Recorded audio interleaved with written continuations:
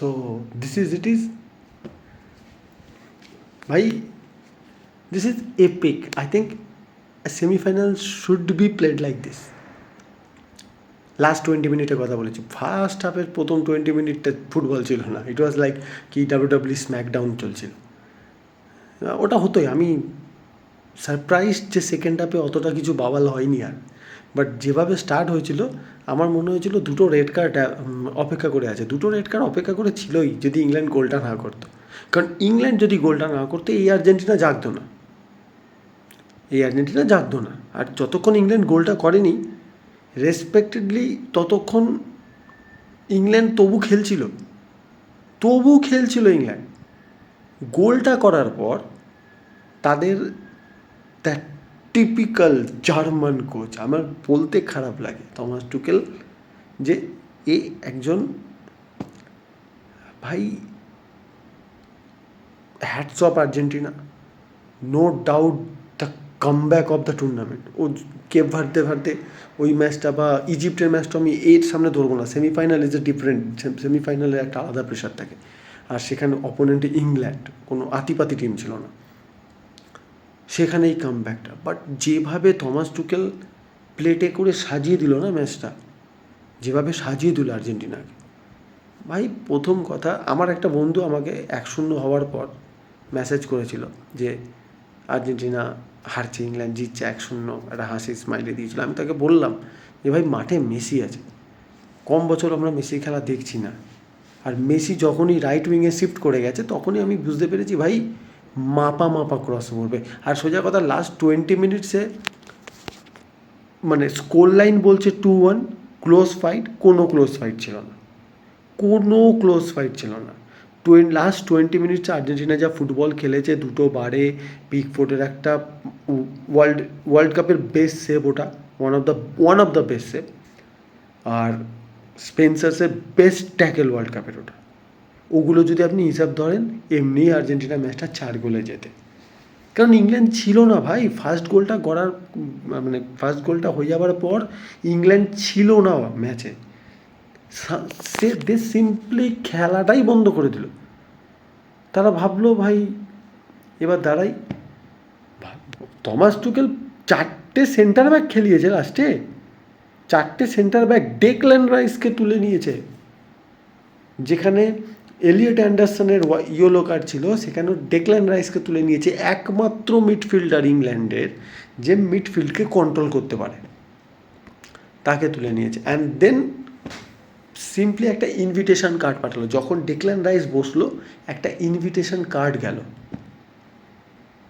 আর্জেন্টিনার কাছে যে ওয়েলকাম ব্যাক, তোমরা এবার ম্যাচে ফেরত আসো। কারণ আমি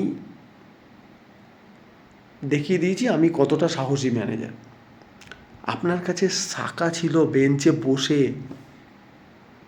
থমাস টুকেলের কাছে একটা র্যাশফোর্ড ছিল, সে নেমেছে 94 মিনিটে যখন ম্যাচ অলরেডি ডেড, আর কিছু করার নেই। যখন ইংল্যান্ড 2-1 হারিয়ে পিছিয়ে পড়লো তখন আর কিছু করার নেই, কারণ তখন ইংল্যান্ডের ফার্স্ট 11 চেঞ্জ হয়ে গিয়ে মাঠে তখন 6খানা ডিফেন্ডার, অনলি 6টা ডিফেন্ডার। আমি একটা কথা সিম্পলি বুঝি না, এত ম্যাচ 20 বছর ফুটবল খেলার পরও লোকেরা এটা কি করে বোঝে যে লিও মেসি আর অন্যান্য ফুটবলারদের মধ্যে সিমিলারিটিস আছে? নেই। He is different, he is a different class, different level. আমরা যতই ব্যান্টার করি কমিটির টিম, আমরা যতই বলি ভাই ফিফা হেল্প করেছে, ভাই ফিফা ওই বলগুলো বাড়াতে হেল্প করে না। ফিফা একবারও বলে না যে বাঁ পা দেখিয়ে ডান পায়েও তুমি পিন পয়েন্ট লতারো মার্টিনেজের মাথায় ক্রসটা রাখো, এবং সামনের যে সেন্টার ব্যাকটা, সেই সেন্টার ব্যাকটা 6 ফুট 6 হাইট, একদম চুলচেরাভাবে তার মাথার ওপর দিয়ে গিয়ে যেন বলটা লতারো মার্টিনেজের এখানে পড়ে। এটা ফিফা শেখায় না, এটা ফিফা করে দেয়নি। পায়ে বুটে চিপ লাগানো নেই মেসি, যেটা ডিজার্ভ করে সেটা বলতে হবে। ব্যান্টার আমিও করেছি, আমি এখনও করি। আর্জেন্টিনা যে ফেসিলিটি পেয়ে এসছে ওয়ার্ল্ড কাপে সেটা নিয়ে আমি কথা আগেও বলেছি, আগামী দিনও বলবো। বাট মেসি যে পারফরমেন্সটা করে যাচ্ছে সেটা নিয়ে তো আমি এর আগেও ভিডিওতে বলেছি, এখনও বলছি, ভাই হি ইজ দ্য গ্রেটেস্ট। আমি বলবো না একদম যেটা সবাই বলে গ্রেটেস্ট অফ অল টাইম, কারণ আলাদা আলাদা এরাজ হয়, বাট মানতে হবে আপনাকে রোনাল্ডো তার খেলাকে লিমিটেড করে ফেলেছে, বাট মেসি করেনি। মেসি তার খেলাকে একই রেখেছে। মেসি এখনও অ্যাক্সেলারেট যেভাবে করছে, 39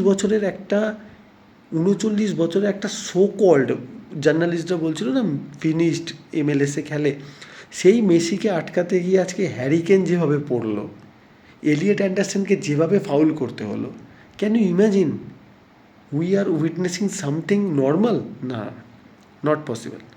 this is not normal, this is extraordinary, out of the world. হতেই পারে না এই জিনিসটা যে এটা নর্মাল কিছু ব্যাপার।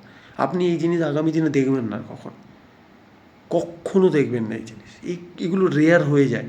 আমরা প্রিভিলেজ যে আমরা এই জিনিসটা দেখতে পেলাম।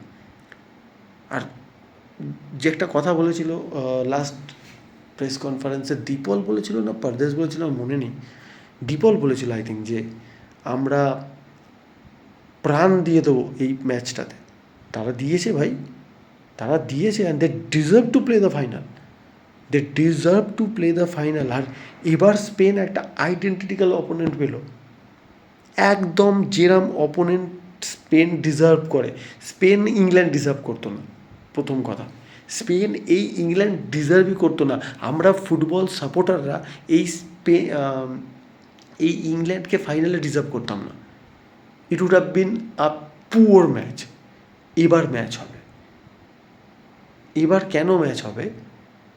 স্পেনকে এবার ফেস করতে হবে এমন একটা opponent, they will be physical ভাই। এখন অবধি স্পেন ওই অপোনেন্ট পায়নি, একমাত্র উরুগুয়েকে পেরেছিল, গ্রুপেতে একমাত্র উরুগুয়েকে পেয়েছিল। আর যখন পেয়েছিল, আপনারা মনে করে দেখুন, স্পেন কমফোর্টেবল ছিল না with that physicality. Final will be difficult for Spain.